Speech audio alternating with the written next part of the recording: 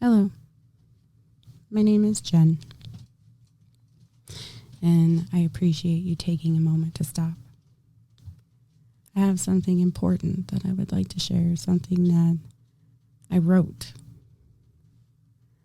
And I hope and manifest that this message reaches anyone and everyone who needs it and can benefit from it. This is what I wrote. From my personal perspective and my own conscious understanding, the key to healthy self-reflection. Let me ask you this. Has there ever been a time in your life when you felt like nothing was going right? When you felt down on your luck and every corner was another obstacle to fight? I know I have. At a time when I felt I couldn't possibly feel any more low, the universe stepped in to remind me to find my glow. I had to be left alone to look deep inside, so fucking deep that I died. Rumor has it, it's called a death and rebirth, when spiritually you feel like giving up. But it is then when the universe speaks to remind you that your soul may understandably be tired from fighting to survive this cruel, harsh world.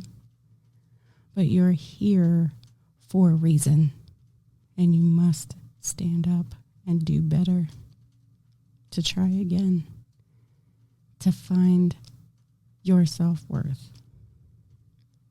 I hear that it's because your spirit, the very essence of your soul, your inner child and your higher self, want you to be happy, successful, and whole.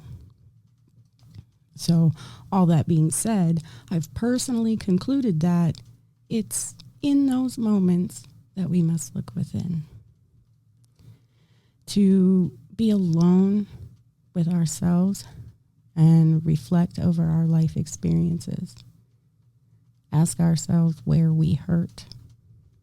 When, why, how, who hurt us, why we think it hurts, what else is possible to have hurt us, other perspectives, and any other questions you have for your own self.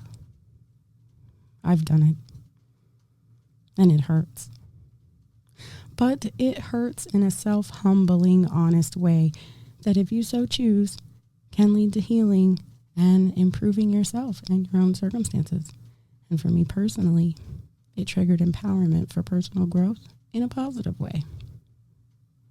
What I have read is this is called a dark night of the soul.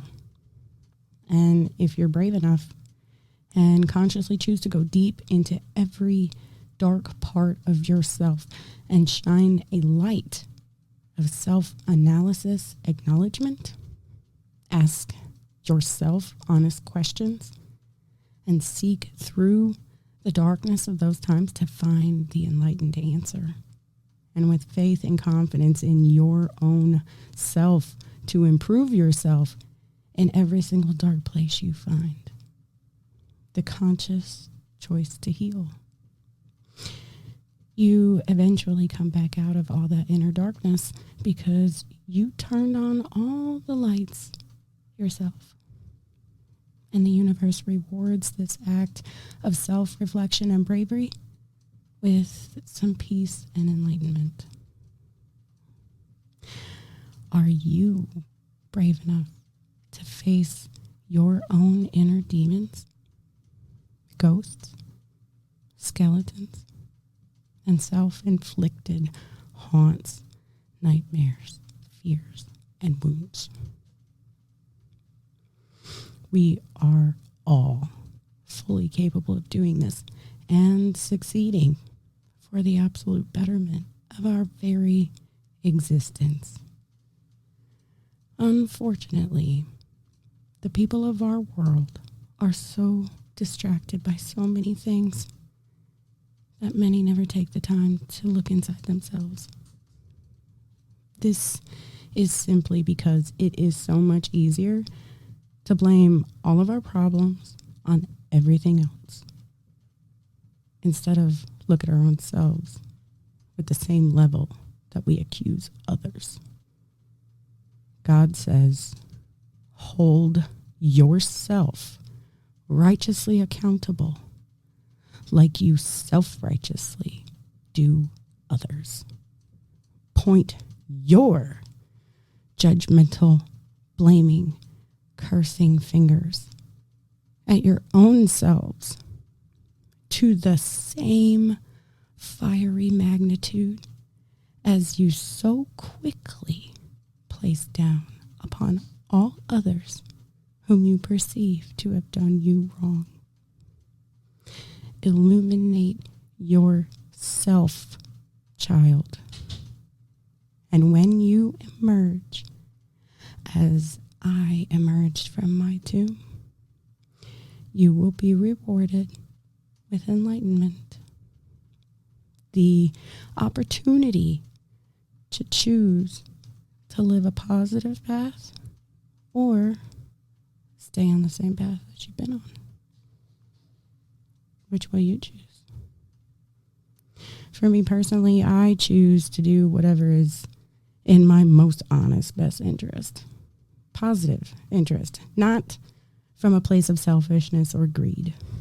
And for me, that was cutting off people who were honestly not good people for me to associate with, regardless of what position they held in my life, be they family, friends, coworkers, etc.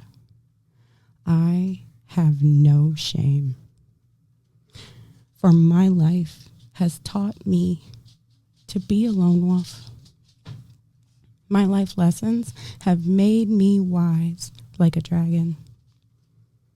And my self-aware and conscious choices have led me to cross the paths of many monsters along the way, both real and inside myself. And I chose to befriend them and then defeat them. I acted as a Trojan horse in the name of doing the right thing, no matter what it was. It's God who guides me. And where those who used to know me would tell you that I cuss and I've done many bad things in my life, yeah, some of those things are true. But God forgives my sins. And trust me when I say, I pay my debts. For what I have learned is that there is power in simply and genuinely, from the heart, with your most positive conscious thoughts. You have to choose to do the right things when presented with them. See, being vigilantly, presently aware at all times used to be a survival response to patterns of abuse that I endured growing up. But I chose to turn that outlook into a more positive one. And I turned that hyper-present conscious awareness into a superpower. And I chose to purposefully look for all the divine gifts and blessings that God presents us all the time. But there is a catch. You can never unsee all of the darkness that you have faced before, within yourself and within others in the world. What I personally have experienced, though, is that doing all of this from a genuine place of being the best person I can possibly be, inside and out, has allowed me to navigate many things that seek to destroy my light. Most importantly, I learned that to truly believe in your own self for the very best is to believe in God. And therein lies the key. I appreciate your time. And may this enlighten anyone who needs it. Blessed be.